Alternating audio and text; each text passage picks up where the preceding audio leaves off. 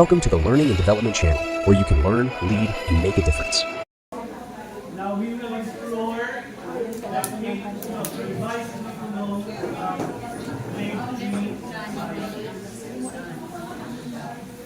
These are the professional standards that are covered. Number 1 is Domain 1, Content, Knowledge, and Pedagogy. So you have stand 1.2, 1.6, and 1.6.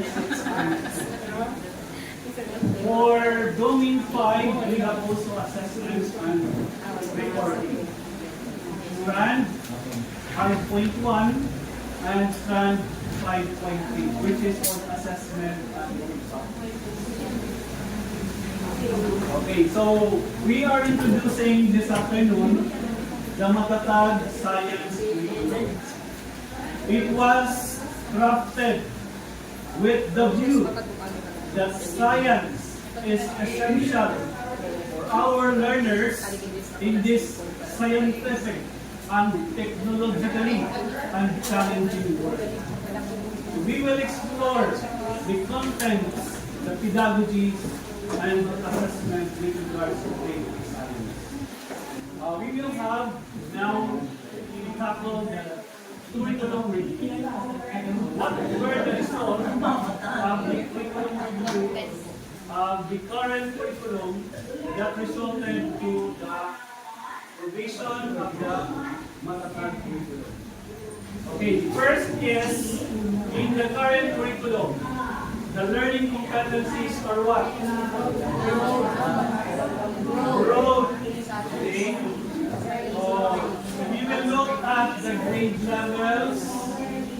There are grade levels of 4 competencies, like for grade 4, grade 8. So iba-iba. There is no similarities. Mayroong madami, mayroong naman konti. In the current curriculum, the broad competencies are rate-stated. Into what?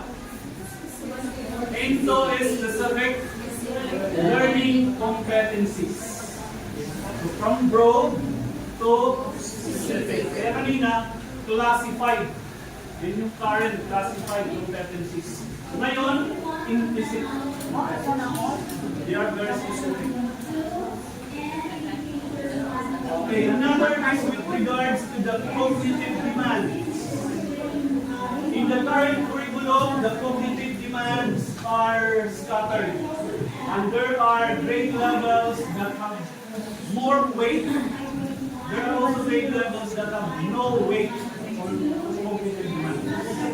While in the current, in the revised 8 to 10, the Matatag curriculum, it is evenly distributed within the grade levels. Wala naman mas mataas, wala din may zero.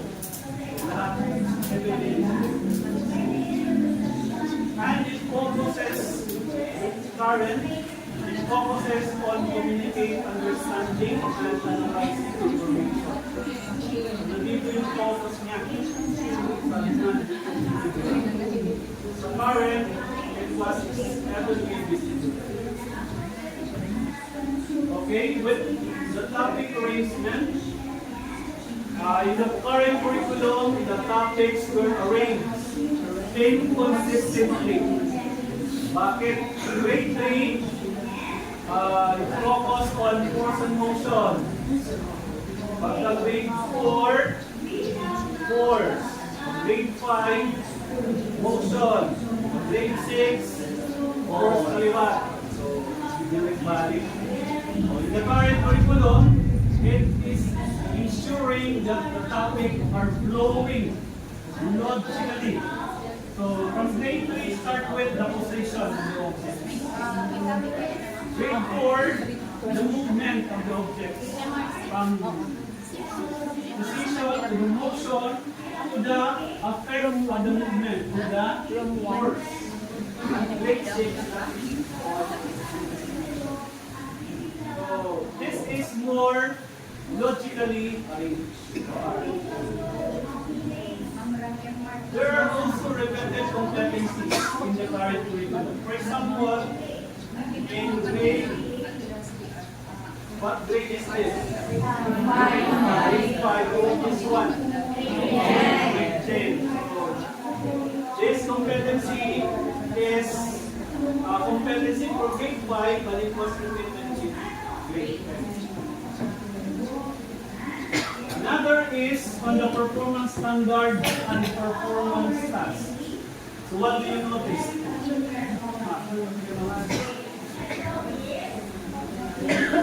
Is it current? Yes. Oh, it varies per quarter. How about matatag? Okay, there is only how many? One performance task in all quarter. Saan yung mas magaan?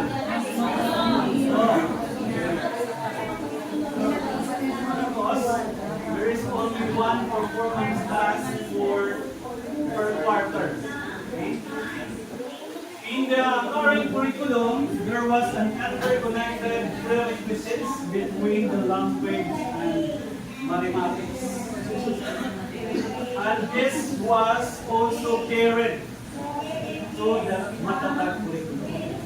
Ito yung na-carried from the previous sa matatag curriculum. So, for example, the interconnected prerequisites between the language and maths at different levels attended the needed prerequisite concepts. Ginawa din ito sa revised dito.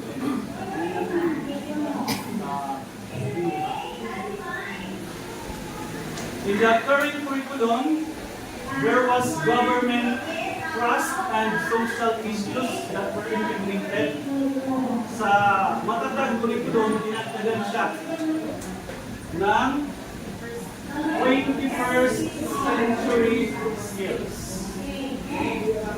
So, there was government, trust, and social issues, nadagdag ay values, and 21st century skills. Kaya mayroong 3 months. At mayroong 21st century skills. Okay. So the revised science framework is the framework that we are using with the revised K-10 curriculum. So what does the framework say? We want that our learners to be scientific, environmental, and technology, and engineering literate. Yan yung ating goal. To achieve such goal, we need to have learners who are critical and creative problem solvers, responsible stewards of nature, innovative, inventive thinkers, informed decision makers, and effective communicators. So the focus on the science framework, just like the focus of the instructional design framework, is what? The center is the learner. So it's similar to the instructional design framework, wherein the focus is the learner. So these 3 content strands must be learned by the learner. Number 1 is performing scientific skills, understanding and applying scientific knowledge, developing and demonstrating scientific attitude and values. Para ma-achieve yan ng learner, kailangan natin ng approaches. That's why we are using the inquiry-based approach. These are the sets of methods and strategies that we will apply so that our learners will achieve this goal. What are those approaches? You have inquiry-based approach, transdisciplinary approach, SDS or science, technology, society approach, contextual learning, problem issue, design-based learning, and application-related approach. So, as a grade 3 science teacher, you must be applying either one of these approach. Kung nagtuturo ka ngayon ng science at di mo pa alam Kung ang approach ang ginagamit mo, dapat mong alamin. Ano approach ang ginagamit mo sa pagtutulong? They said one of these approaches mentioned in the revised science. If you are using it, continue to do it and enhance your approach. Below that approaches are the different methods or theories. The theories will serve as our foundation when making lesson plan. We have constructivism and experiential learning, where learners construct their own knowledge. You are not spoon-feeding them. It is the learners who should generate their ideas, construct their own meaning from the experiences that you provide in the classroom. We have social cognition learning model. So under constructivism, they make their own meaning individually, but they can create meaningful exploration if they interact with others. That's social. Halimbawa, ikaw natutusa, you learn something from her. I mean, you sell it to your peer. So there is a different learning. Pag tinuro mo na siya. So you learn by yourself and you learn by teaching. Kaya nagiging maganda. Learning mo if you teach. Then you have brain-based learning and the zone of proximal development. Ito naman sa zone of proximal development. Una, you will guide the learners to do something. And then slowly you will move away from the learners so that sila na yung magsasarili na nawala na yung teacher. They learn better if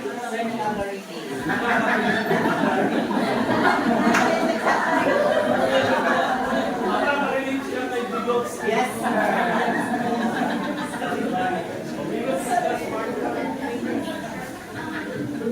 Okay, sinabi ko na kanina, content strands, and these are the approaches and the theories. Okay? Define natin what is pedagogical approach.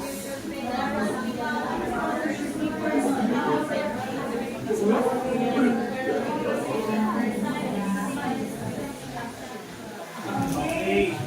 Overarching philosophy that guides the design. When we design our lesson plan, we implement and we assess our instruction. So kaya kailangan alam natin kung ano approach ang ginagamit. So isa-isa natin kanina, we will dig deeper. Number one, inquiry-based approach. You have hands-on experiments and investigation. This is science subject, and we allow our learners to conduct experiments. Simple experiment. Yes. Questioning techniques to stimulate curiosity. So you will ask low order thinking skills to higher order thinking skills. So that is by step. So problem questioning for group discussion. Then problem solving scenarios and case studies. Binigay ba kayo ng mga problem solving? Okay. That's inquiry-based approach. Ano pa? Interactive simulations and virtual laboratories. We are already in the 21st century and we are using smart TV. We should be using some apps. Hindi lang yung gagamitin yung TV to project and to read. Project mo yung babasahin na nila. Use the different apps. There are virtual labs. Nag-i-install lang sa smart TV. Magagamit nyo. Hanapin nyo. There are a lot of apps that cater experiments for students in the elementary. Guided inquiry with structured investigations, role playing, field trips, and guest speakers to connect theory with real-world applications. Isibukan niyo na ba na mag-invite ng resource person sa class niyo?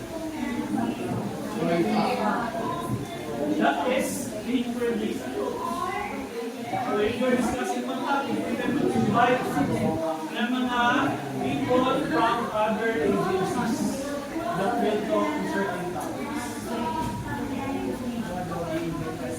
Okay, these are some of the examples of competency and performance tasks that will be applied or we will apply in 4 days.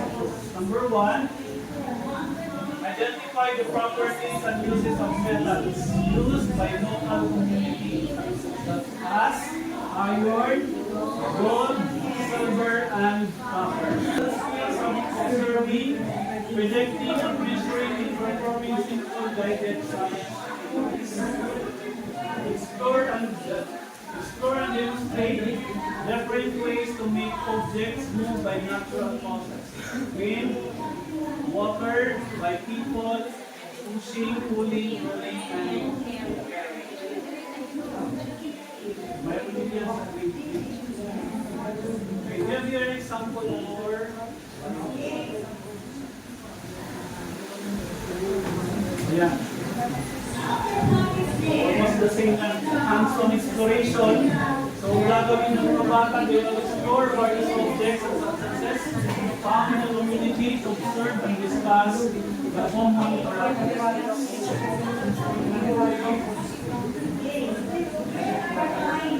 Critical thinking as observations using okay, we have the next approach, the transdisciplinary approach. Can we read Tiguan? Transdisciplinary approach, integrated project-based learning across subjects, interdisciplinary integration and discussions, guest speakers from various fields, use of literature and historical context in science lessons. Okay, so from the word transdisciplinary approach, we are talking about different fields of specialization. And we utilize this knowledge from the different fields in discussing one concept. I will explain it here. Yan. So, pag sinabing interdisciplinary, we are discussing concepts entirely within a single academic field. That's interdisciplinary. Multidisciplinary, there are several academic fields adjacent to one another. Iba-ibang discipline. For cross-disciplinary, we use a single academic field as a lens to understand other academic fields. And then, we have here interdisciplinary. There are multiple academic fields that are interacting. And for the transdisciplinary, multiple academic and non-academic fields interacting and co-working. Meaning, when we are discussing science concept, we are relating with other disciplines, like English. So they communicate the science concept through communication in English. They compute through concepts in mathematics. They design products using the concepts of fields. Pinagsama-sama natin ang ibang disciplines. And you are teaching the same subjects in one day. You connect your lesson from other subject to science. Kasi sa isang araw, kayo yung yung lesson mo sa English will be carried to your lesson in math and to your lesson in science. So that there will be meaningful connections between these subjects. That's transdisciplinary.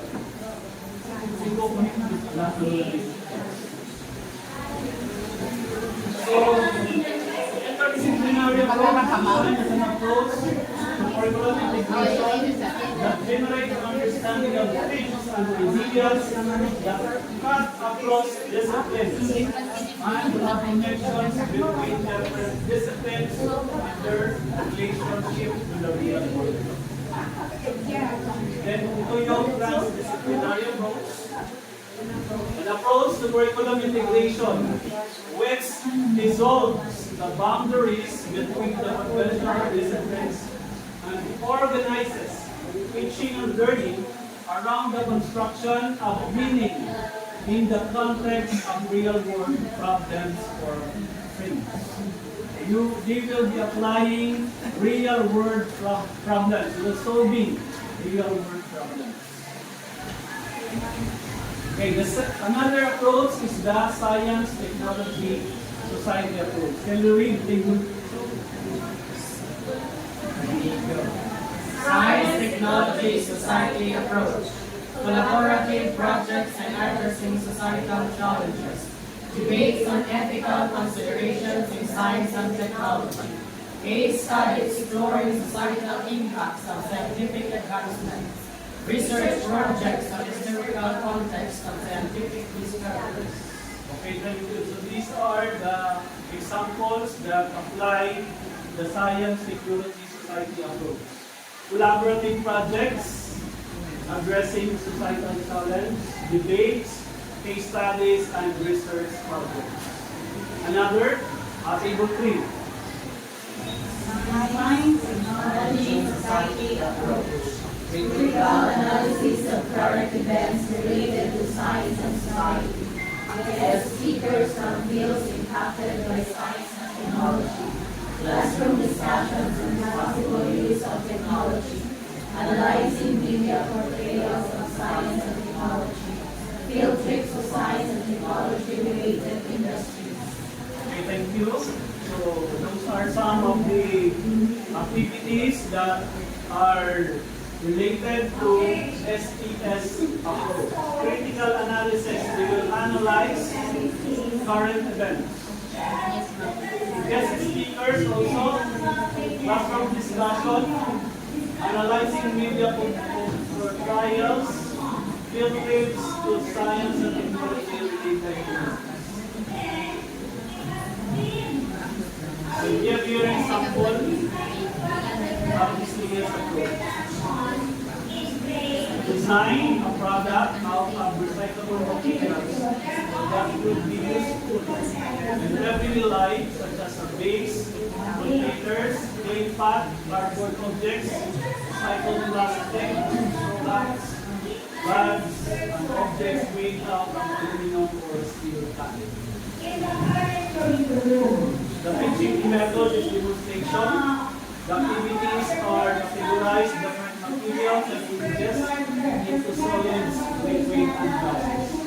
This is an example of the STS. Okay, next, we have the problem-based, design-based learning. Table 4. Problem-based, design-based learning. Design challenges to solve real-world problems. Project-based assessments with open-ended questions. Collaborative problem-solving through group projects. Prototyping and testing solutions in the design process. Role-playing scenarios to address specific problems. A while ago, you have already discussed yung problem-based learning. Wherein, in a specific context, mayroong problema doon sa society too. And you will assign these students to work on the different committees to solve such problem. Ang example niyan is, for example, is mayroong search. Okay, ang example niyan is you will assign different learners to different committees so that they will conduct mangrove tree calving activities. So, mayroon doon learner that will be in charge of publication. Mayroon learner that will be in charge of creating group chats and conducting trainings.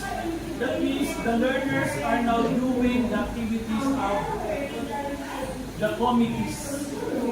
That's an example of problem-based learning. Sila na mismo ang nag-act as real adults. They are simulating, solving a real-world problem. Kung nangyayari na yan, and you can apply that in elementary context. Meron yan dito sa secondary.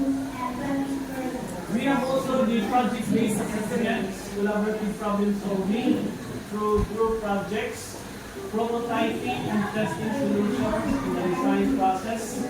So prototyping, we will discuss further about prototyping when we discuss the engineering design process.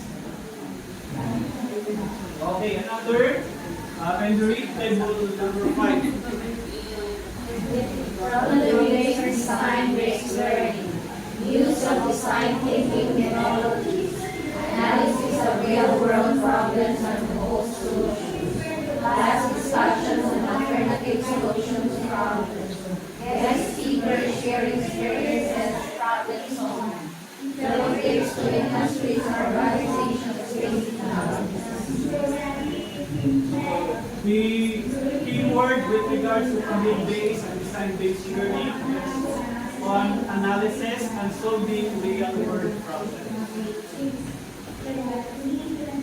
So we have here an example competency that will apply the problem-based learning. One is to plan and produce a sample of useful fertilizer from household waste. So the methods is design thinking.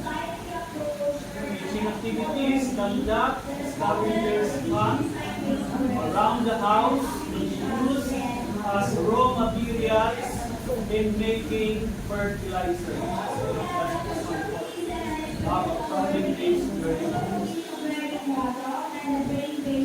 Then we have application-based groups as group.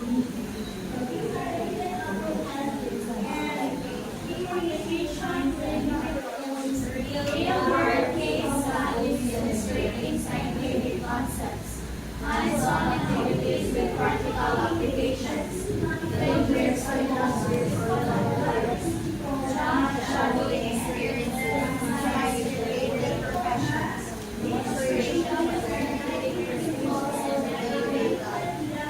Okay, so we have the last here is on the illustration of scientific principles in everyday life. So we will discuss the different science concepts we related to the students' everyday activities.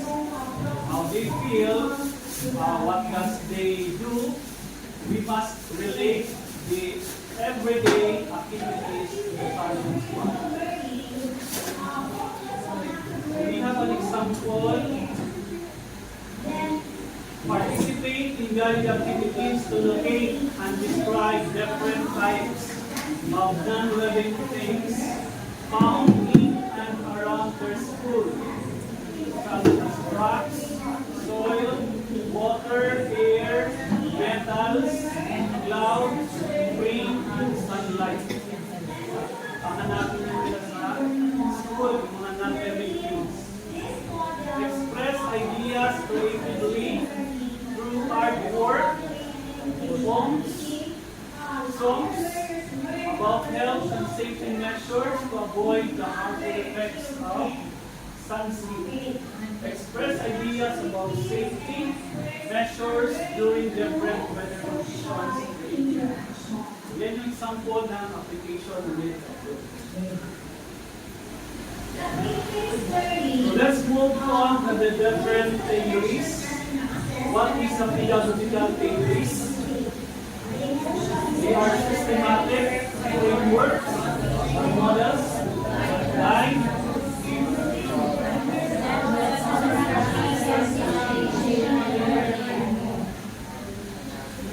these are the different theories. We have constructivism and experience and learning. So that is active learning to experience. Knowledge constructed by the learners. Real-world application of concepts. Problem solving and critical thinking. Learner-centered approach. The key word here is the knowledge is constructed by the learners. And we have social cognitive learning model, observational learning, role of modeling and imitation, interaction with peers and experts, and learning through social interaction. That's what I'm referring to a while ago.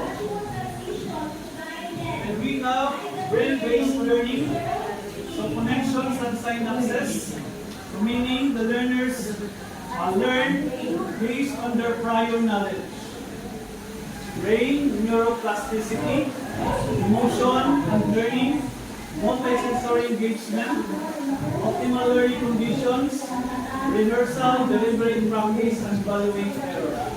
Meaning, the learners, as teachers, we must understand how our learners learn.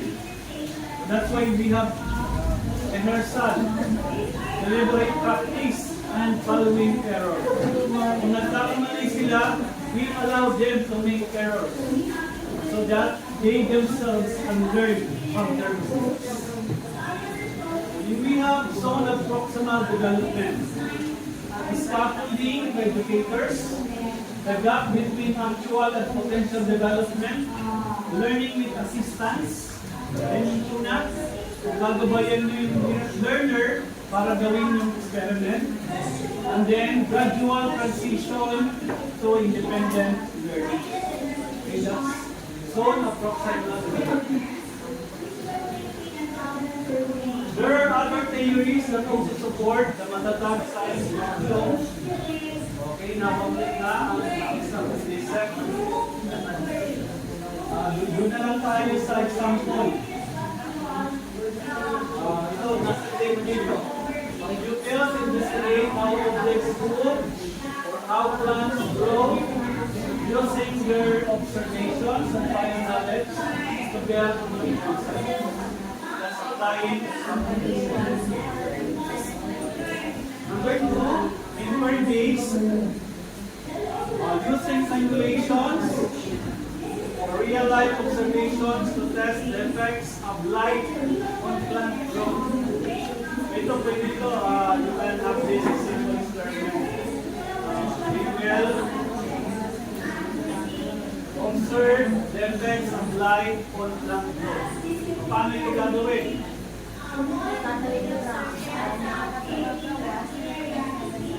Yes, correct. One. Very good. Number 3, we have experiential learning. Example natin, learners participate in a local science walk to identify non-living materials and reflect on where madali gawin. You can just go around the school campus and look for non-living things and reflect on learning. That's experiential learning. Then we have social constructivism.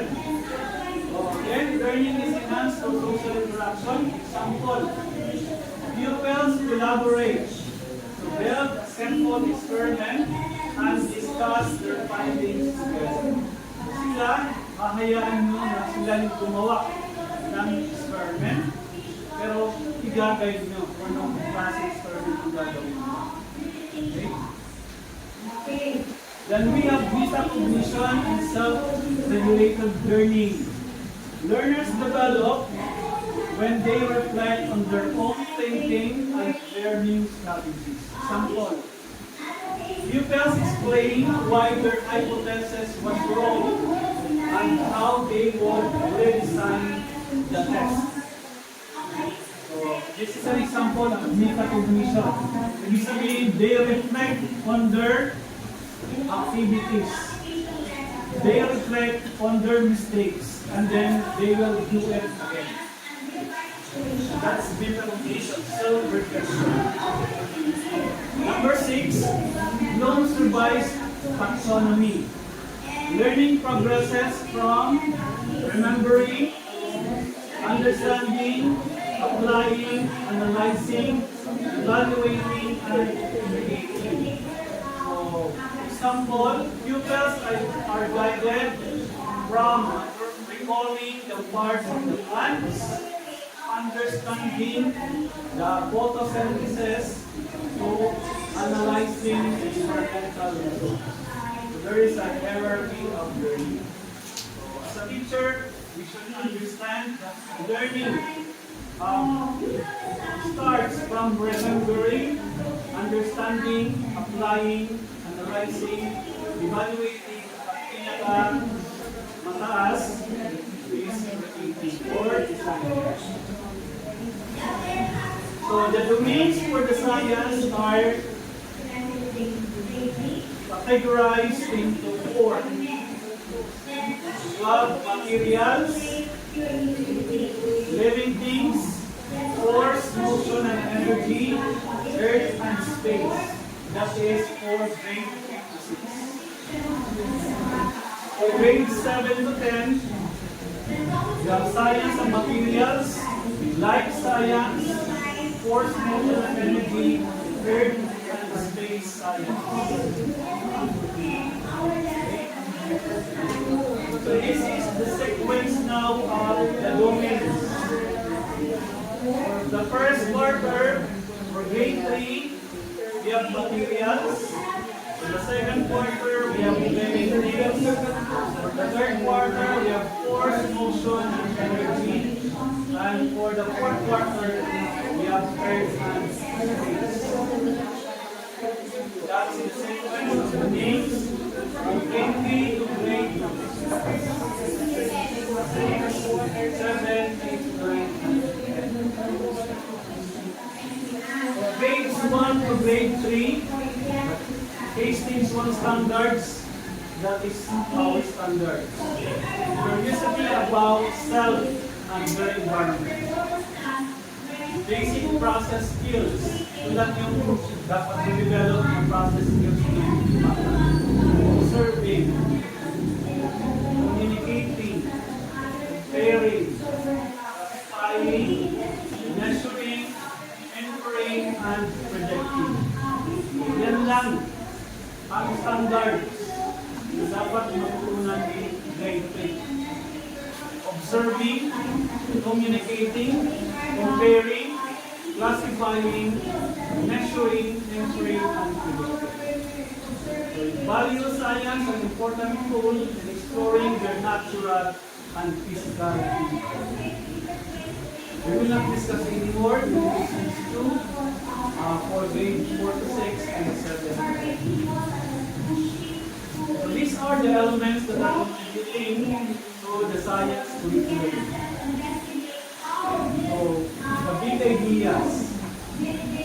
The concepts that are taught are not in isolation, rather they are in context of big ideas.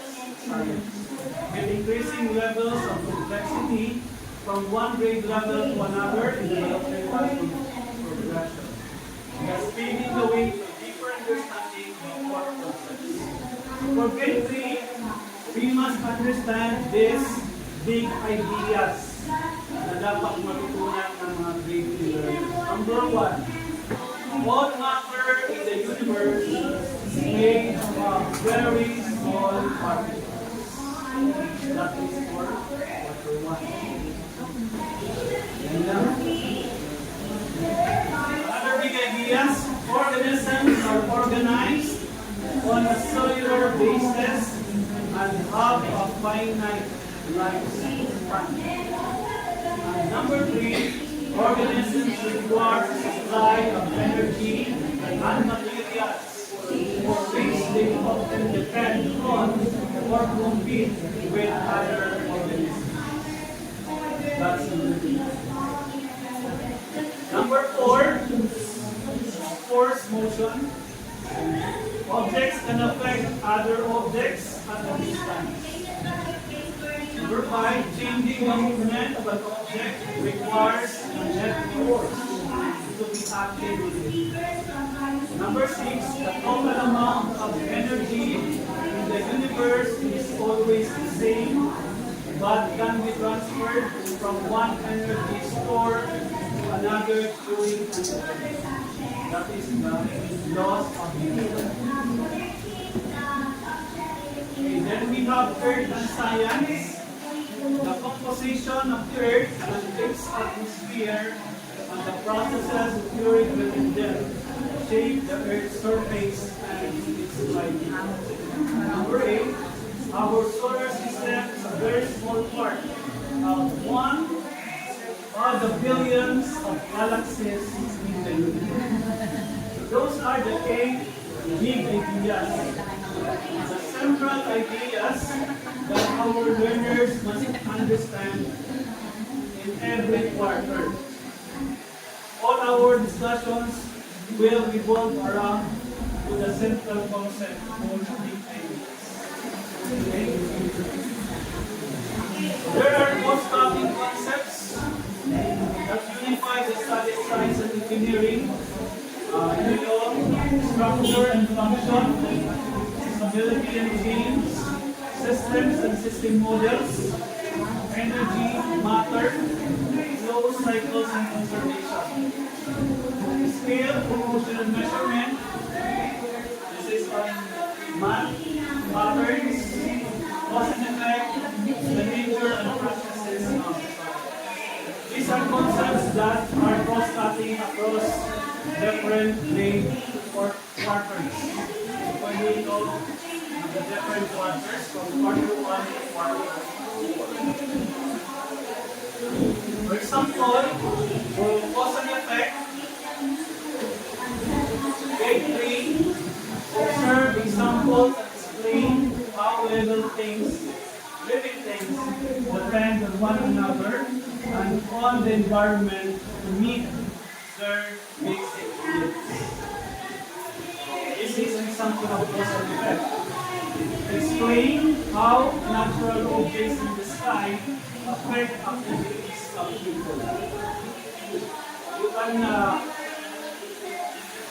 conduct some cause and effect analysis using this cross-cutting concept.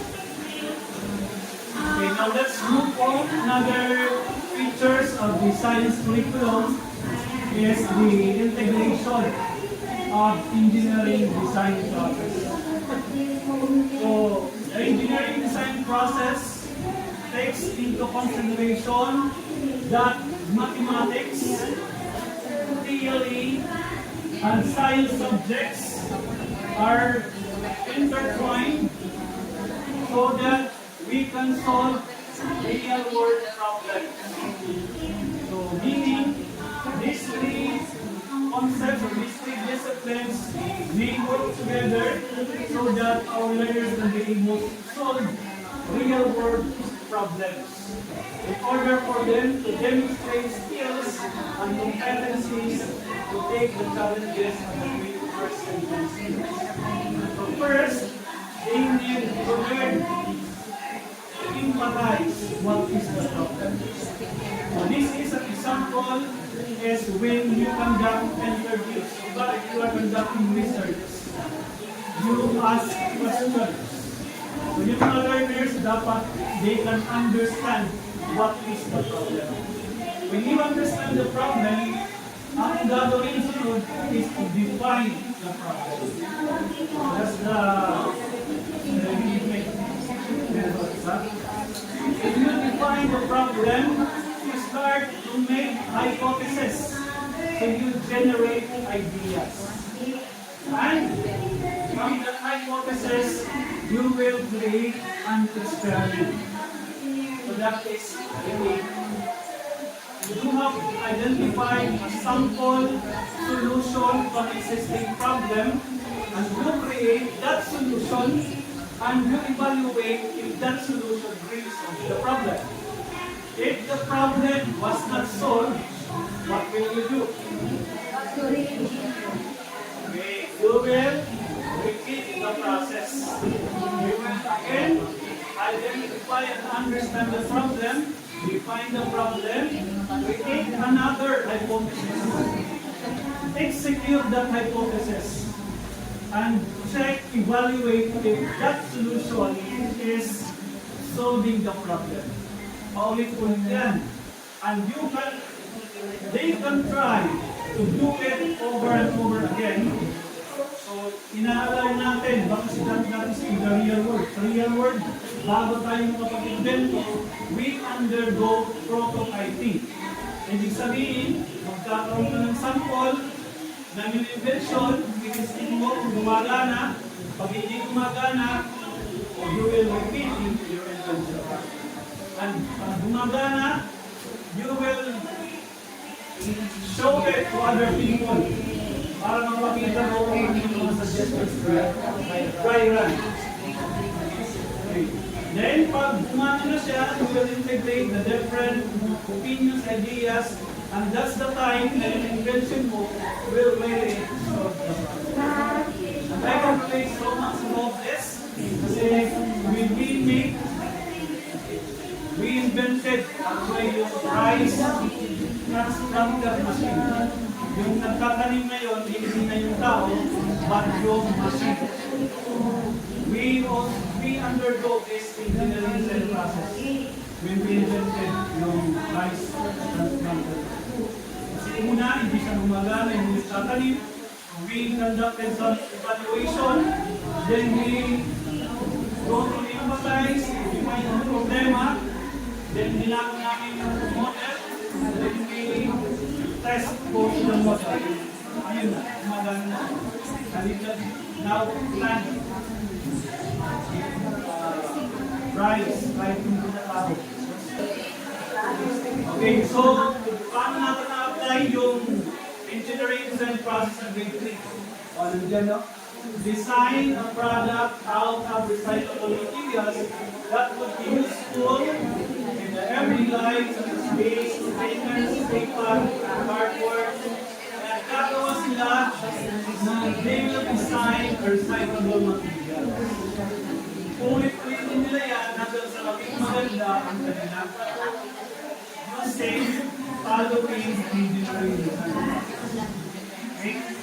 Hayaan natin na magkamali ang hindi maganda sa umpisa, but later on, ayusin nila hanggang sa maging that's one of the application of engineering design process. Okay, so these are the contents of grade 3. Ang contents is science process skills, non-living things.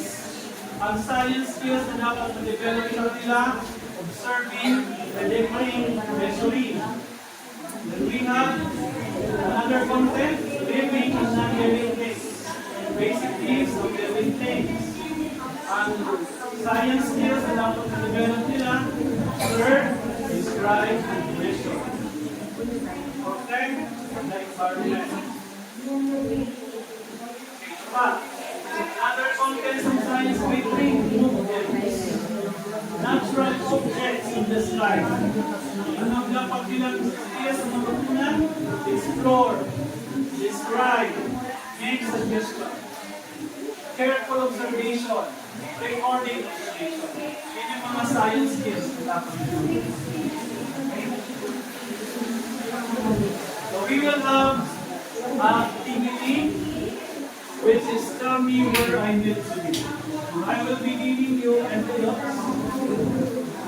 You will match the content to the appropriate contents of cards. Learning competencies by arranging the meta cards in your respective. Please listen to you. Ayos ko yung group number 4. Kindly around the close. For the interest of time, we will not set all. Answer this question. How do you find the way the learning competencies were stated? Look at your answer. How do you find the learning competencies?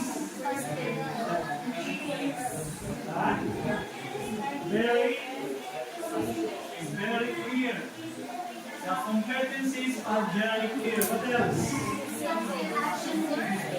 Specific. What else?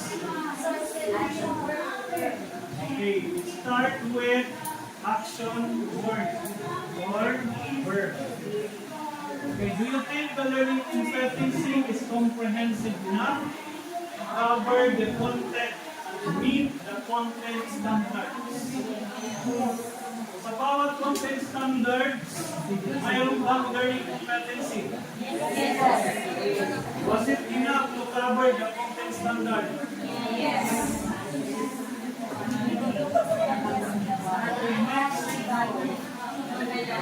Throughout the content and content standard of representative learning competencies. Why did you say so?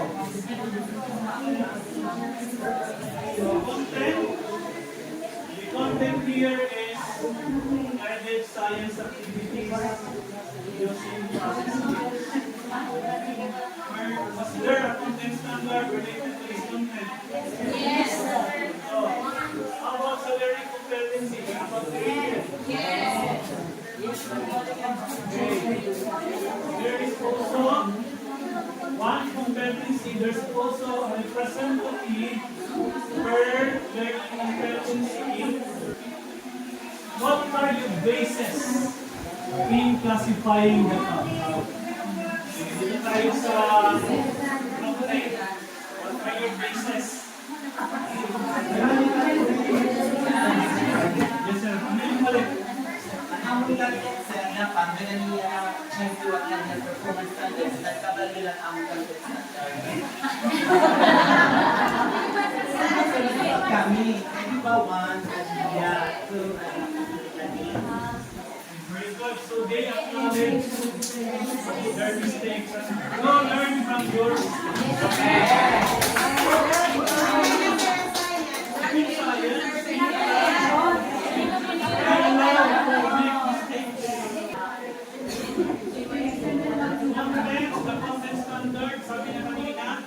they start competency, they start with action competency. Identify, describe, explain, demonstrate, that's the learning. Is there any content standard that represents more than one content? Mayroon some content that have more than one content standards. Light and sound, light and sound. Meron content, dalawa ang how do content standards and learning competencies differ with one another? Okay, ano yung pagkakaiba nila? So, okay. Let's discuss this further.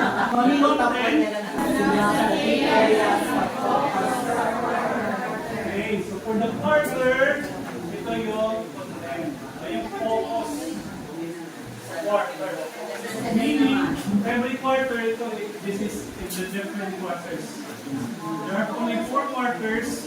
Meron sa inyo dalawa, yung first quarter, dalawa yung second quarter. And, kung titingnan natin yung curriculum guide, na content, saan yung content? Saan na? Those are the content. Is the key area of about the content standard. What is the content standard?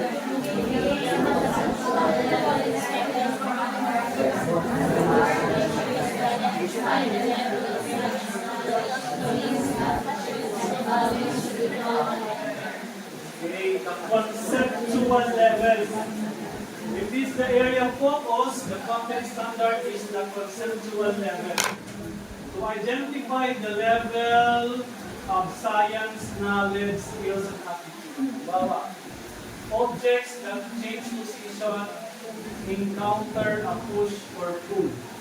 So, that is the conceptual level that we want learners to know.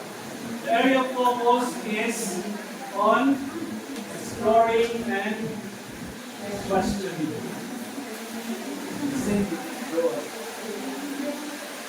That's the conceptual level. The area of focus is content. Then we have the learning competencies. Then identify the specific aspects of content for learners to achieve. So, tama yung sabi ni Sir. Broad sa content, that's the area of focus. Doon sa content standards, that's the conceptual level. Then more specifically, dito sa competency, the specific aspects of content. Performance standards.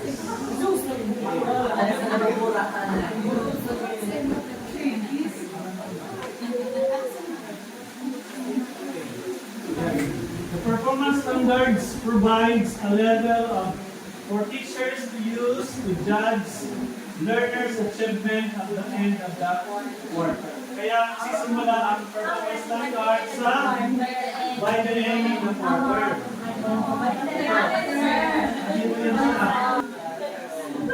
That's the performance standard. Sisimula siya sa the end of the what teachers expect from the learners. Then we have the performance. The performance task, that is the sample task for learners to apply their knowledge, understanding skills and processes, values and attitudes. Example, make a model, make a collage. Dito, design a working model. Choose just children's storybook. Doon, make a model, design a product. Yan.